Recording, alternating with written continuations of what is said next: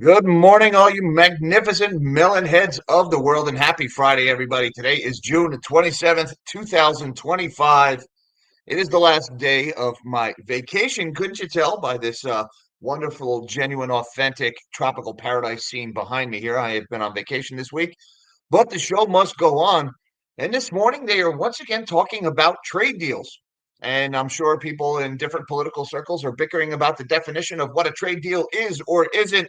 Look, people are talking and an agreement was reached. If you want to call that a deal, great. We got a deal for you today. If you don't want to call that a deal, figure out what you want to call it. Let me know in the comments. But the U.S. and China have formalized the agreement that was reached in Geneva. There was a lot of back and forth. There was a lot of Truth Social posting in all caps. And basically, what it boils down to is rare earths for ethane and student visas and things like that.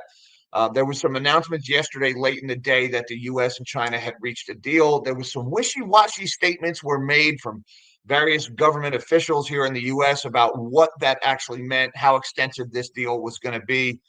And then this morning, we got some confirmation from the Chinese that that deal was actually agreed to.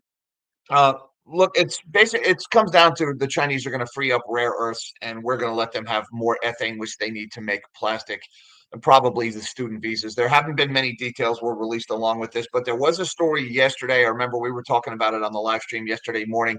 How a lot of auto manufacturers and wind turbine manufacturers were complaining that the rare earths were still not flowing from the Chinese. It kind of cast a little bit of doubt on that agreement. So I'm assuming we are going to see some movement on that in the not too distant future. But as a reminder, guys, we said it several times yesterday, rekindling of the trade war is only ever one Truth Social post away. Now, we've also got several stories and sound bites and quotes in the press over the last 24 hours to suggest another extension of that trade deadline, of the deadline for tariffs and to cut a deal with the United States, that we're probably going to see another one. We had the White House spokesperson yesterday saying that it's highly probable that we'll get another extension, that the deadline wasn't that important. We had Secretary Scott Bessent was out today saying they expect these trade deals to be wrapped up by Labor Day now. Labor Day, obviously, several months after July 9th. So it looks like the taco trade, if you will, is still alive and well.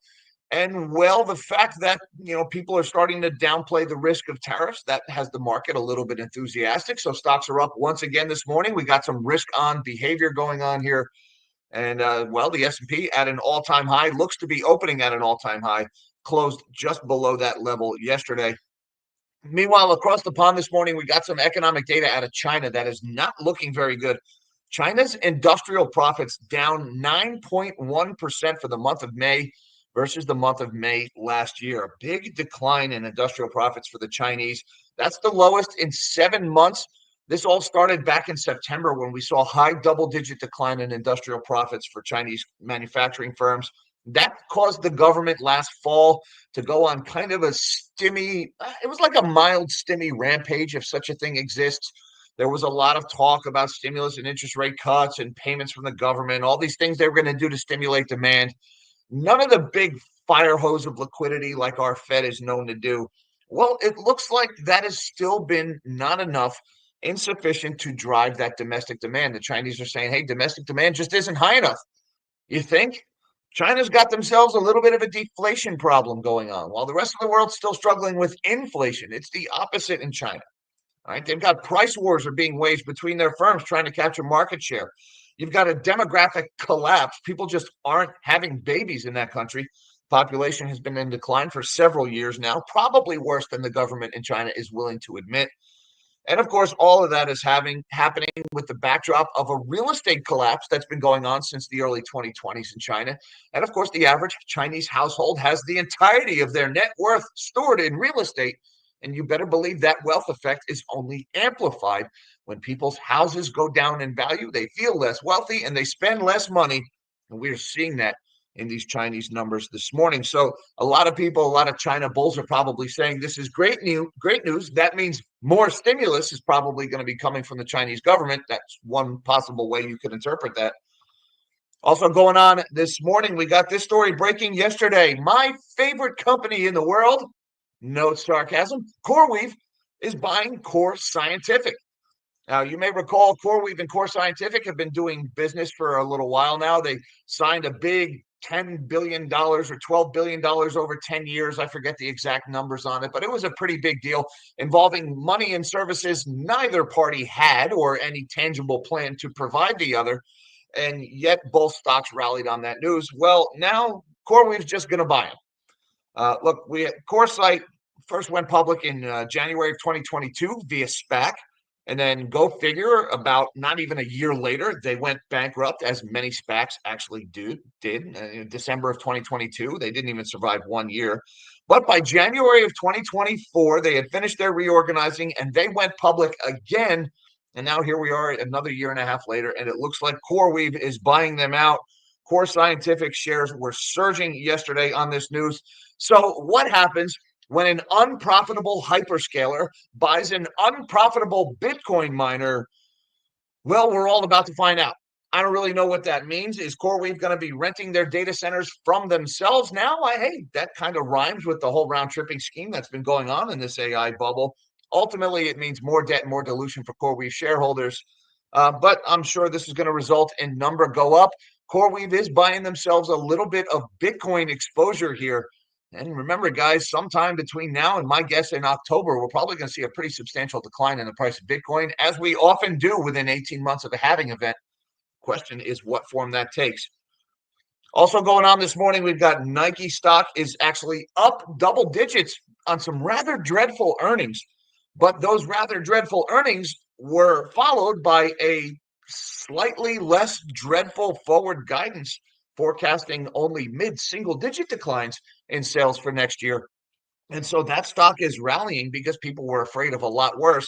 I'm sure this modicum of progress that we've made in the trade front with the Chinese is also helping this morning. So Nike stock is up pretty big here.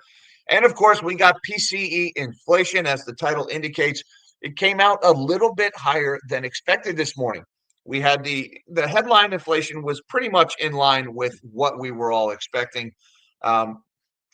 Pretty much flat versus last month, but it was core inflation for PCE came in a little bit higher than expected here.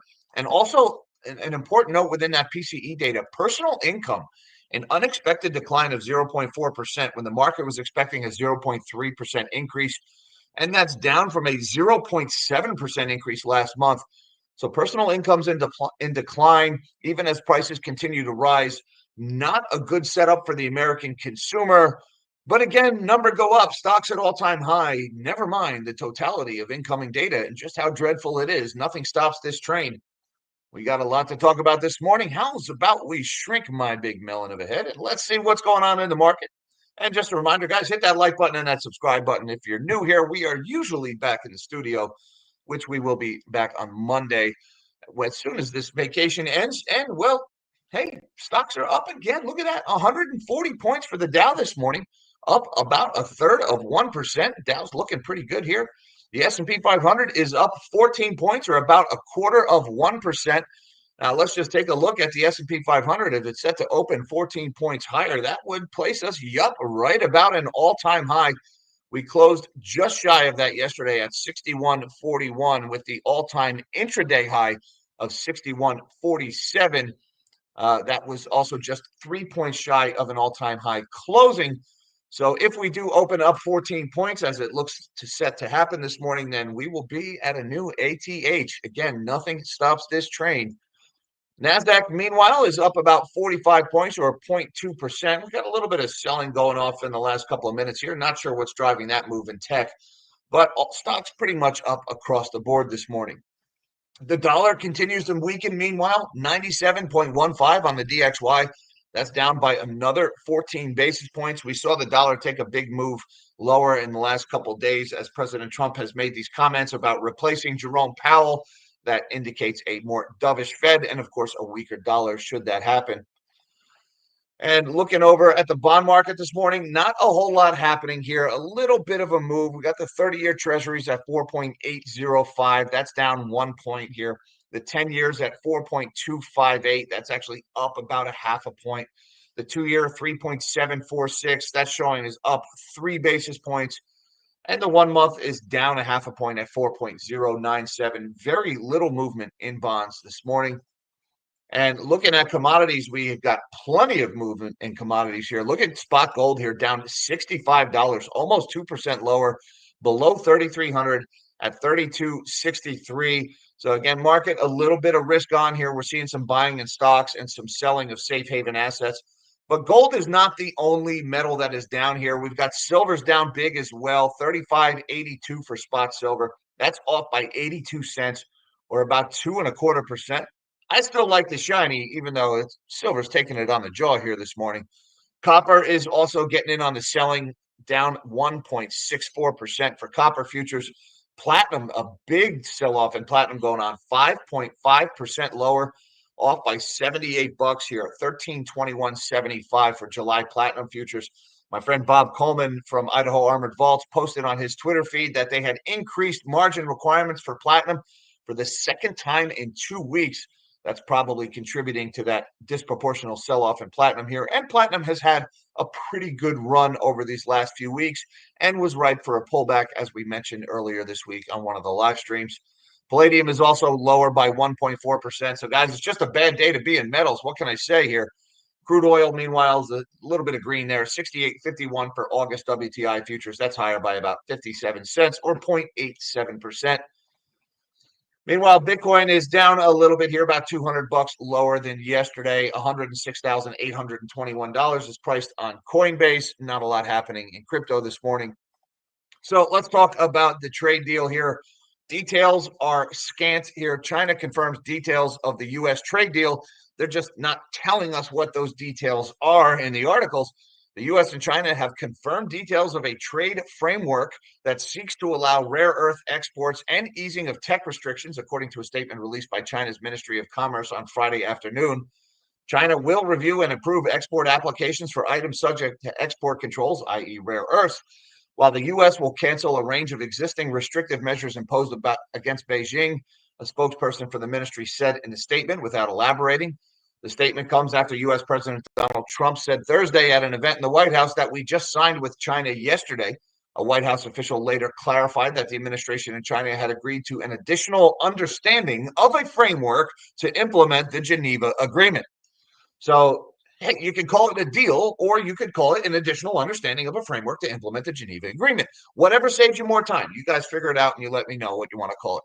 Earlier this month, trade negotiation teams from both sides, led by U.S. Treasury Secretary Scott Bessent and Chinese Vice Premier He Lifeng, reached an agreement on implementing the Geneva Consensus after 2 days of high-level talks in London. So a little bit of a de-escalation between the U.S. and China this morning, and we've got the Trump administration signaling that tariff deadline is probably going to get pushed again. Trump trade deadlines in July, not critical, according to the White House. President Trump could extend looming deadlines for reimposing steep tariffs on imports from most of the world's countries, the White House said Thursday. Trump's July 8th and 9th deadlines for restarting tariffs on those nations are not critical, White House Press Secretary Caroline Leavitt told reporters. Perhaps it could be extended, but that's a decision for the president to make. Leavitt also said Thursday, if any of those countries refuse to make a deal with the United States by the deadlines, the president can simply provide those countries with a deal. And that means the president can pick a reciprocal tariff rate that he believes is advantageous for the United States and for the American worker. So, look, Press Secretary Leavitt here is trying to make a strong statement, a little bit of bluster here to follow up like, hey, we're probably going to back down on another deadline. A little bit of face saving going on there. How's that working out for her? Meanwhile, China, things are not looking so good on the home front. China's industrial profits plunged 9.1%, the steepest fall in 7 months. China's industrial profits plunged by 9.1% in May from a year earlier, and the latest sign that Beijing's stimulus efforts are falling short in boosting enterprises' profitability. That marked the largest monthly decline since October last year, when the industrial profits dropped by 10%. Industrial profits are a key measure of the financial health of factories, mines, and utilities in China. Cumulative profits at the major industrial firms fell 1.1% in the first 5 months of 2025 compared to a year earlier, the data showed. The Statistics Bureau attributed the sharp decline in May to insufficient domestic demand and lower prices for industrial products. In September of last year, industrial profits recorded an eye-watering 27.1% year-over-year drop, leading Beijing to ramp up stimulus in its bid to reverse the slump in corporate earnings. And well, it looks like they're probably going to have to dust off some of those stimulus measures because the profits are still falling. 9.1% is a more respectable number than the eye-watering 27% decline, but still pushing double digits there. And look at, you can try to stimulate this, but at the end of the day, if you don't have people, you're not going to be able to stimulate your way out of deflation here. China's population is in free fall. We don't really know how bad because the government, they whitewash every single data point that they release. But it's a good bet China's deflation problem is a lot worse than they're letting on. And when you've got deflation, when you've got a real estate collapse and a falling population, you're just not going to have economic growth. It's that simple. All right, let's talk about this one. Core Scientific shares surged 33% on report of buyout talks with CoreWeave. This was a Wall Street Journal report yesterday. The companies haven't confirmed anything, so take this with a grain of salt. That being said, this certainly fits the bill for the AI bubble. Core Scientific shares surged 35% on Thursday following a report from the Wall Street Journal that artificial intelligence infrastructure vendor CoreWeave is in talks to acquire the Bitcoin mining and hosting provider.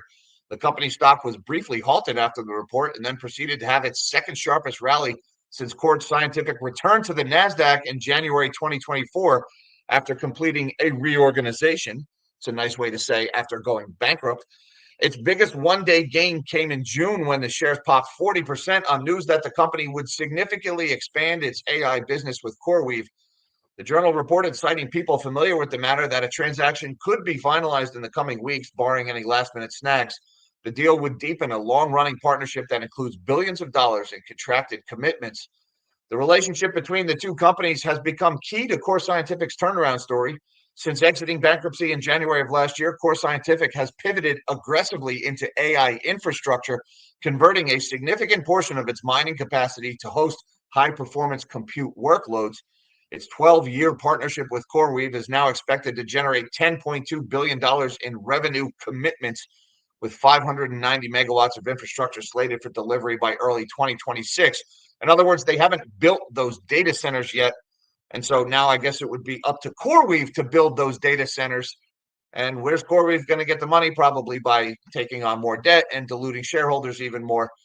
The move from a distressed Bitcoin miner into a player in the AI boom mirrors a shift across the broader mining sector as firms race to retrofit data centers for more lucrative AI clients. But still, analysts warn that supporting AI workloads often requires entirely new builds, not just repurposed hardware. It's not an instantaneous switch from mining Bitcoin to running AI data centers, even though that is certainly what the company executives would like you to believe. So, hey, we'll see what happens with this one. In the meantime, the share prices, look at the move in Core Scientific yesterday, up 33%. And it's up another 4.3% ahead of the opening bell this morning, trading at $17.07. Not bad for a company that was bankrupt 2 years ago. And CoreWeave stock is up this morning. It was down a little bit yesterday on the news. It's up 2.12% here, trading $161.43. As always, guys, enter at your own risk with this one. This company basically has been propped up in order to inflate NVIDIA's earnings. This is a ticking time bomb of debt. It's only a matter of time. Maybe they're going to continue squeezing the share price and Magnetar is going to play Magnetar games. But this one ends in tears for anybody stuck holding Magnetar's bags, as it often does. Meanwhile, Nike stock jumps on earnings that were ugly but better than feared. And that's a pretty accurate headline. These earnings were very ugly for Nike. Nike's fiscal fourth quarter was a rough one, albeit better than feared. Sales slid more than 10% from a year ago, and the company warned that tariffs would increase operating costs by more than $1 billion in the current fiscal year, I apologize. But the stock was surging around 10% higher in pre-market trading Friday after guidance for the current quarter exceeded expectations. Nike sales for the quarter ended May 31st fell by 12% year over year to $11.1 billion. Analysts polled by FactSet were expecting $10.7 billion, so slightly better. I guess you could call that an earnings beat. Earnings were only down 12%. This is very welcome news. Earnings of 14 cents a share were ahead of analyst projections for 13 cents a share. In the year-ago quarter, earnings were $1.01 per share. That, a little bit of an 83% decline in earnings there, but who's counting? The earnings contraction reflects how Nike has heavily discounted its products to clean out inventories and start fresh with new styles, one of CEO Elliott Hill's many initiatives to turn the business around after several years of lackluster sales.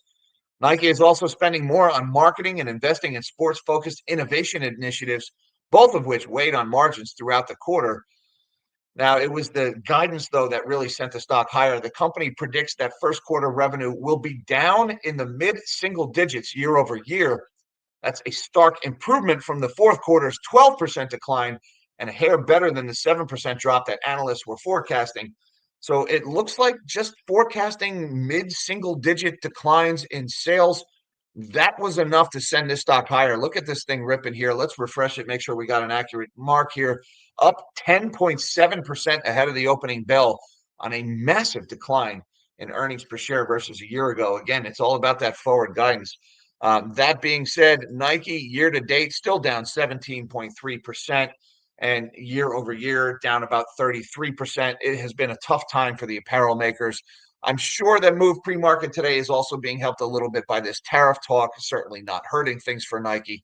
But Nike is one of those companies that is absolutely exposed to the trade war, which, hey, probably going to delay it by another 90 days. And then 90 days from now, probably delay it another 90 days. So good things for Nike this morning. Now let's talk about the personal consumption expenditures. This is the Federal Reserve's preferred method of measuring inflation. And for the month of May, it came in at 2.3%. That's actually in line with expectations of 2.3%, but up slightly from April's 2.2% number. So look, the Fed, they congratulate themselves every month on a job well done on defeating inflation. I still don't see inflation below their arbitrary 2% target. Any of you guys? I mean, hey, we got down to 2.1% in September, but then we went in the wrong direction for a couple of months. We still haven't even tickled that 2.0% target, which, it's been, 5 years since we hit that? But hey, what's your rush, guys? You're only destroying the standard of living for millions of people. Please don't, take your time. Take the rest of the day off. Meanwhile, on a month-over-month basis, we got 0.1% inflation month over month. That is flat versus the month ago and also in line with expectations. So neither of those numbers were particularly bad. Now, the core number, not so good here. Core PCE takes out volatile food and energy, up 2.7% year over year. That is higher than the 2.6% expected and up from the 2.6% last month. And once again, we have not even tickled that 2.0% arbitrary target. So inflation continues to run hot, even though we're all talking about rate cuts again.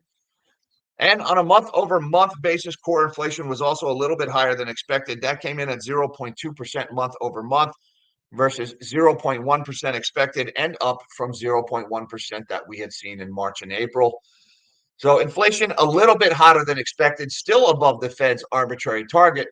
And this is kind of interesting as well. United States personal income declined 0.4% in the month of May.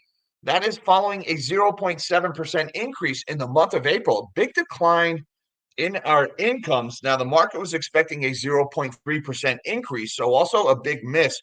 It looks like a lot of this decline was due to sole proprietorships and declines in transfer payments from the government, i.e. entitlement programs.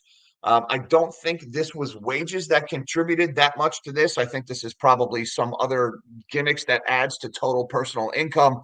That being said, prices on average are rising, income on average falling.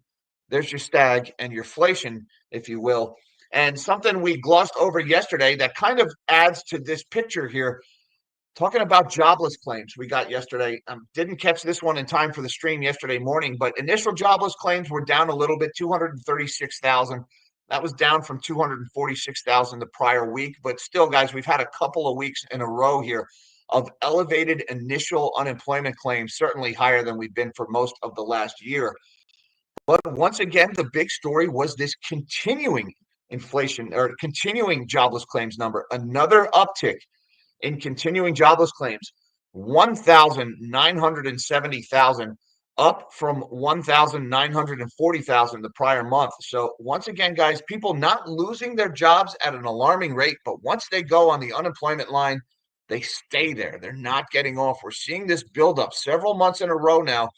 And look, I said it after we got that non-farm payrolls report just a few months ago, that the United States job market is not as strong as they are advertising. They keep telling us, oh, the jobs number, the headline number is better than expected. Yay, our jobs report. And then, oh, by the way, we're downwardly revising all those other reports from prior months, and it basically wipes out all the job gains. And then you look at the household numbers and you realize we're losing well-paying full-time jobs and we're gaining part-time jobs and we're gaining gig work. And that means people's lives are getting increasingly miserable. But yeah, our job market is all strong. And then you see charts like this showing continuing claims continuing to rise. Kind of makes you wonder if the government statistics are just completely made up. And hey, I can't interfere with rosy political talking points. What can I say? Hey, I just want to say MVD reports. Thanks, brother. The Aloe Vera fund. Yeah, I got my a little bit of a tomato here. We've been out in the sun all week, so did get a little bit of sunburn. Would do it all over again, though. Thank you very much for the Aloe Vera fund MVD reports. Appreciate the good vibes, sir. Charles G, what's going on? He says that defense ministers from Iran, China, and Russia are all meeting in China. They are apparently going to help Iran rebuild and update their defense systems. World War III may have started, if not a Cold War. Look, I'm sure China, Russia, and Iran are all getting together, and they're talking about how useless their equipment is against the F-35. If there's one thing we learned in the Israeli-Iranian conflict, it's that Russian air defenses are freaking useless against fifth-generation aircraft. And if you're China and Russia, you're probably a little worried about that one. Israel it was a totally lopsided conflict. I'm sure I'm going to get some of these adorable, the Ayatollah Shorjans, I call them, are going to show up in the comments and talk about how, oh, we leveled the Israeli cities. You got some missiles through. They landed, they blew up some apartment buildings. I mean, the Israeli air defenses weren't airtight by any measure, but the Israeli Air Force operated with total impunity and free will over Iranian skies. And I'm sure that subject is going to be coming up at that Iran, China, Russia defense meeting. Yeah, but you know what? For now, guys, things are calmed down a little bit over there. So let's let them calm down. I'm in no hurry to revisit that mess. Thanks again, Charles, for supporting the channel. Robert Feeds the Machine says life only gets harder. Amen, brother. When 1% owns half the country, investment will chase the demands of the ultra wealthy, not the broad interest of the country. I would say right now, Robert, the big thing I see going on is that investment is chasing the assets of the remaining 99% of the country. The biggest thing I see right now happening in Wall Street is trying to figure out how do they get all of the crap that they don't want to own anymore onto the backs of the average working person. They're avoiding price discovery. They're doing it with commercial real estate. They're doing it with private equity, and they're doing it with private credit. They're doing everything they can to sell this crap to us. And it's the people that we have entrusted with our money that are supposed to be guarding against this. BlackRock, Vanguard, your personal financial advisor, whoever he or she may be, should be having your back, saying no to the generous commissions and fees that they're being offered in order to pump this stuff to you. They should have your interests in mind. And I've been trying to warn people, watch out for this democratization, or watch out for this bringing private alternative investments to the massive narrative that is spreading throughout Wall Street right now. They're trying to get that crap off their books before it goes bust. So I don't think they're necessarily chasing the demands of the ultra wealthy, is they're trying to sell what the ultra wealthy owns to the not ultra wealthy before reality sets in. That is the biggest thing that I'm afraid of right now. Thank you, Robert, for feeding the machine this morning. Armando Rayz says they are so lying about the unemployment levels. I'm hearing that it's at 24%. Well, Armando, I can tell you it is possible to lie about unemployment without actually lying. The way it works, let's say you are an Uber driver, right? You lost your full-time job. You used to be an accountant. You used to make six-figure salary with full benefits, and you lost your job. And now you're a part-time Uber driver. Now you make maybe $25,000, $30,000 a year driving your car around. Probably not even if you count wear and tear on your vehicle. You're barely struggling to make ends meet. You have no benefits anymore. Well, you still count as employed on those unemployment surveys. And if you look at the changes in jobs over the last few years, we've seen a loss of full-time jobs and a gain of multiple job holders, part-time jobs, and gig work. Self-employed, unincorporated workers, basically gig work. So, you know, that makes no change in the unemployment rate. That accountant who's now an Uber driver, no change to the unemployment rate. But his spending habits sure as heck changed. He's not consuming as much. He's taking fewer vacations. He's buying less stuff. He's probably missing a lot of debt payments, maybe missing a house payment or two. He's probably backed up on his credit cards. So the unemployment level can lie without actually lying because it does paint a misleading picture. And I think that underemployment number is something that a lot of people are looking past. Everybody's just like, oh, the headline jobs number, that's what counts. But we're losing the good jobs and gaining the BS jobs. And that is a cumulative pain level that just keeps rising for the American consumer. And we saw it in those personal income numbers just this morning. And we're even seeing that is not so much holding up anymore because we're seeing those continuing unemployment claims continue to rise as well. Thank you, Armando, for supporting the channel, sir. Uncle Fedster says, happy Friday, Jack. Tip money for your vacay. Thank you so much, Uncle Fedster. Appreciate the good vibes this morning. And happy Friday to you as well. Sharp's Law has been a melonhead for 2 months. Hey, Sharp's Law. Thank you, sir, for supporting the channel. He says stocks only go up. Boomers will learn someday. I don't know if the boomers are going to learn. The boomers are enjoying this right now. I don't necessarily get down with the blame the boomers for everything phase. The boomers don't want their houses to go down and they don't want their stocks to go down. And I get this quite a bit. I can tell you every boomer I know wants their kids and their grandkids to be able to own a home. Every boomer I know wants their kids and their grandkids to be able to get a job that allows them to take one vacation or maybe even 2 or 3 vacations a year. Right? I don't know one single boomer that would rather their house be worth more money and their kids not be able to have those things, their adult children or their kids. All right. Now, maybe I just know very nice boomers, and most of the boomers I know are actually really incredible people. Honestly, I think it's not so much of a boomer versus Gen Z. I think that's part of the narrative that is spun as part of how the media and how Wall Street uses tribalism or generational or racial or gender stereotypes to keep us arguing with each other and not realize it is them doing it to us, not our parents, not our grandparents, not our neighbors who look different than us, not those people who go to a different church than us or those people who came from a different country than us.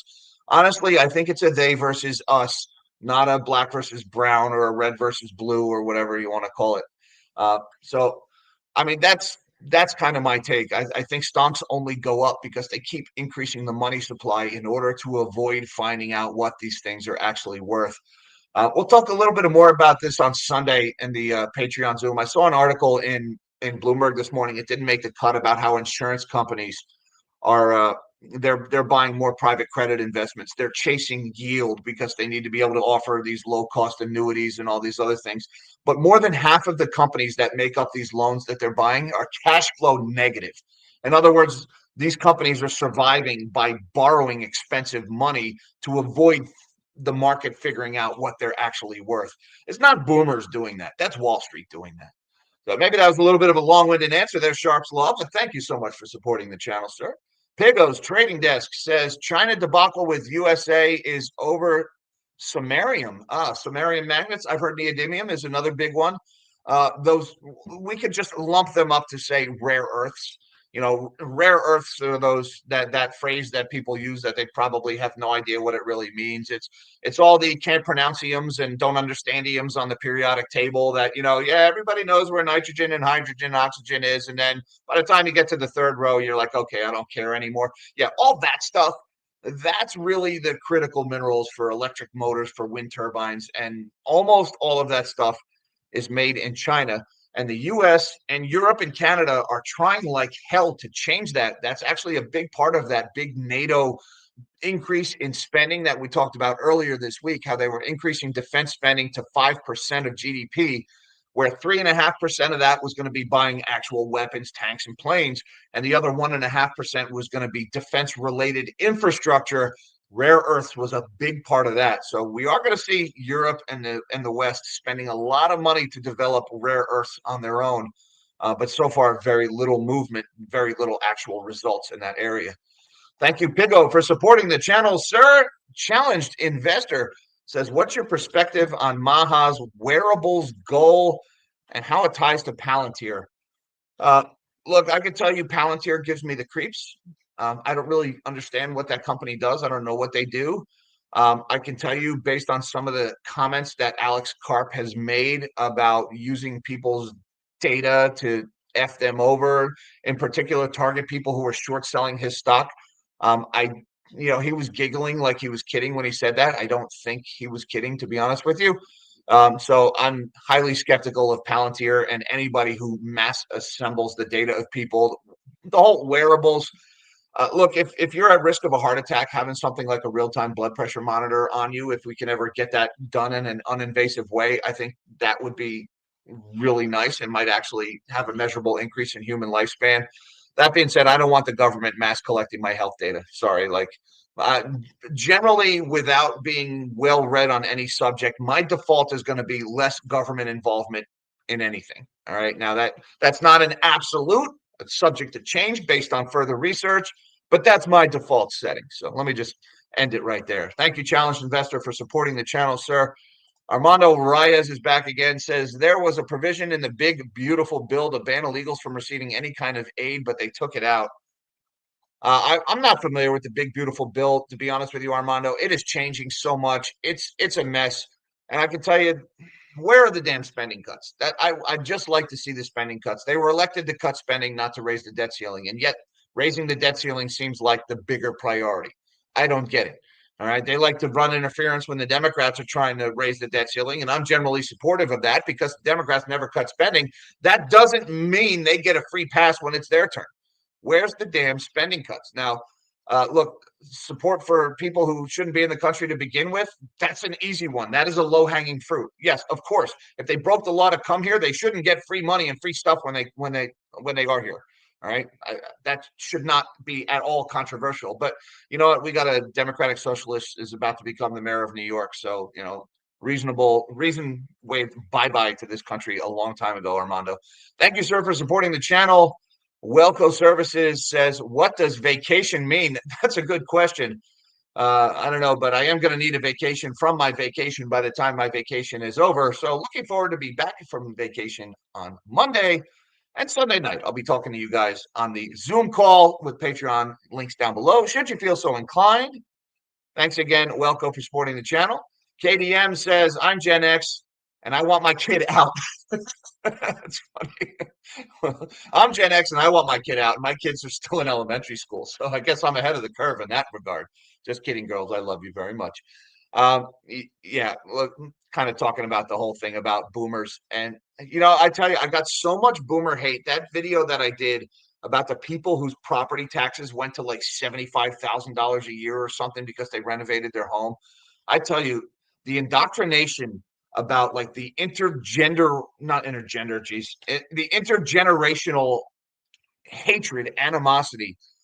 The millennials, they have a right to be jaded because millennials are arguably the first generation in the US that had it worse than their parents. But the way they just arbitrarily blame the baby boomers and totally give a free pass to people in their own generation, i.e., freaking socialists and anarchists who just run up and down the street smashing freaking windows. Somehow they all get a total free pass. I don't really understand that. Look, every generation has its flaws, but at the end of the day, boomers are made up predominantly of people who worked middle-class jobs their whole lives, saved for retirement, and now they're enjoying their retirement. They're not the people who created these asset bubbles. It's the banks. It's the government that did it. It's not the boomers. Thank you very much, KDM, for being a melonhead for 10 months. And Clueless Panther, we didn't see the message there.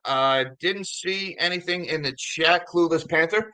But thank you very much for supporting the channel. I don't know if you hit that a little early and that there was another comment. Let's see here. Did we miss anything from Clueless Panther? I don't think so. Well, we're going to have too much dead air if I just go screaming through here. But thank you, Clueless Panther, for supporting the channel. If there was a question in there somewhere, I will take a screenshot and respond to it Monday morning. Thank you, Mish, for the text message. He's saying, no, there was nothing. Hey, Clueless Panther, thank you very much for supporting this clueless melonhead. I appreciate the support of the channel very much. And thank you, everybody, for having your coffee with us this morning. Thank you guys for sticking with the show through this vacation, through my grainy picture and my genuine, authentic tropical background. We will be back in the studio Monday, regular time, as always. And just a reminder that we're doing our Zoom call, our weekly Zoom call on Sunday evening this week for Patreon and you magnanimous melonheads on YouTubers. Thank you guys for supporting the channel. Links down below should you feel so inclined. Don't forget that like button and that subscribe button on the way out for the algorithm. Hi, Mom. Hi, Dad. I love you guys. Everybody, till next time, live small and dream big.